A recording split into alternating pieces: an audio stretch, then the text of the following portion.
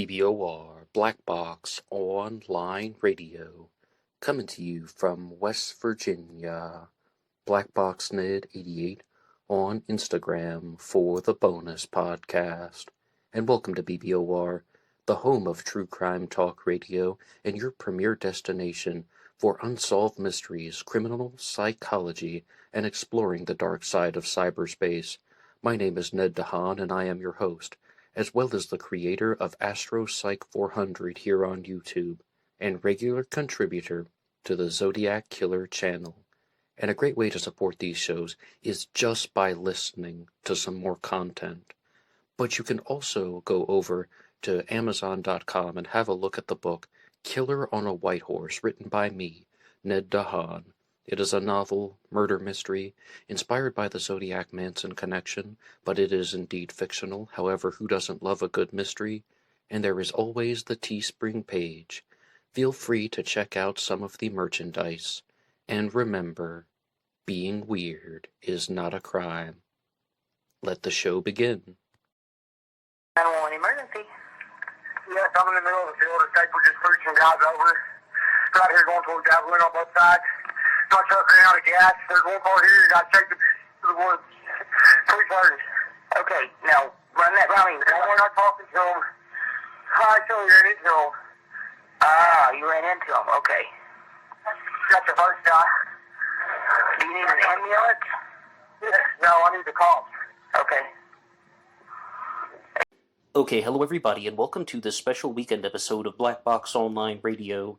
Today we're going back to 2013 to revisit the disappearance of Brandon Lawson, who was last seen driving his truck from San Angelo, Texas, heading toward Abilene, Texas, and his truck ran out of gas on the side of the road, and Brandon made a rather disturbing 911 call that has been shared in numerous places on the internet. Now, there was a major update in the case back in 2022. In the winter of that year, roughly 14 months ago, human remains were found about 1 mile from where his truck was last seen, or the location of his truck after it ran out of gas, rather, on the side of the road. Now, a lot of people thought that that was just going to be the end of the story, but the disappearance of Brandon Lawson has been coming up in the news, or at least the true crime video circuit, rather frequently over the past couple weeks.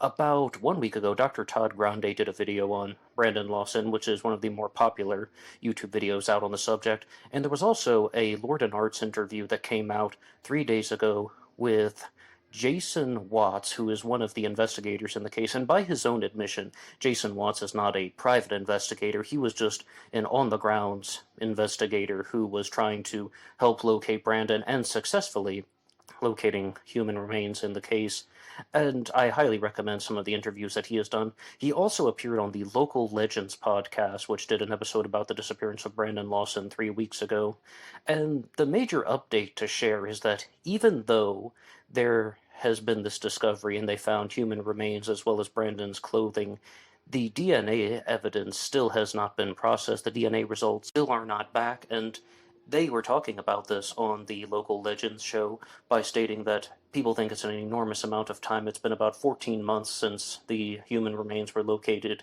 in Texas, but it's not up to the family, it's not up to anyone who has been following the case, and it rests purely with the authorities. There are a lot of theories that are still going out about how and why Brandon Lawson disappeared, but mostly it is the 911 call that has ignited all of the discussions. And I've talked about that here on the channel, but before I say anything more, I would like to remind you guys that you can hit the like button and subscribe to Black Box Online Radio, but also, on the Lord and Arts channel, they were promoting a group called Private Investigators for the Missing, and they're doing a fundraiser because they were, well, involved in not only Brandon Lawson's case, but numerous missing persons cases, and I would just like to let you guys know that I will also be collecting donations for them. There's a support this show page on BuyMeACoffee.com, BuyMeACoffee.com/BlackBoxNet88. You can find that in the description box, and just letting you know for this week, if you make a donation, then I will make a donation on your behalf to Private Investigators for the Missing, so that we can hopefully locate other missing persons, and that this group will help the authorities find other people.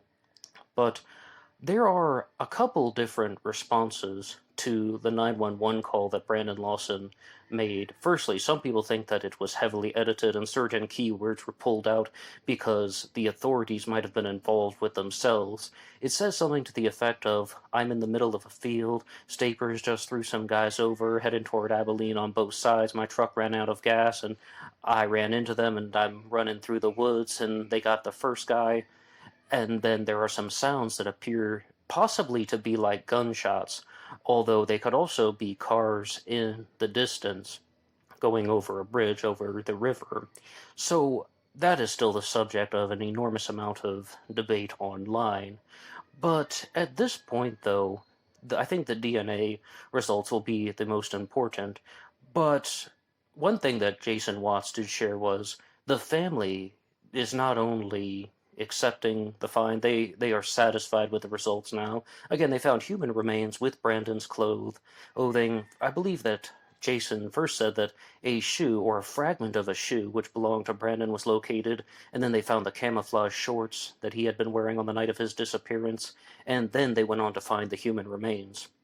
Brandon was found about 1 mile from where his truck was pulled over to the side of the road after running out of gas, and they had done multiple aerial surveys, and I believe one of them was even paid for by Brandon's common-law wife, LaDessa. Yet, I was even wondering this, like, how were they not able to locate him if he were only 1 mile from the truck and they're flying over this piece of land in Texas? But one thing that was shared on the Local Legends podcast was that it was just very, very thick and dense vegetation, particularly from cactus bushes or cactus overgrowth, and that would have definitely clouded things from aerial surveys above. And there are even things about Brandon saying he's running through the woods, and just bear in mind that when he went missing, it would have been dark outside, and that he would have just had some very rough terrain to navigate, partnered with the fact that the ground had not been searched thoroughly on foot, and that's one thing that the investigators did, because they realized that if he had not been located by plane, then perhaps it would be easier to try and locate Brandon's remains on foot.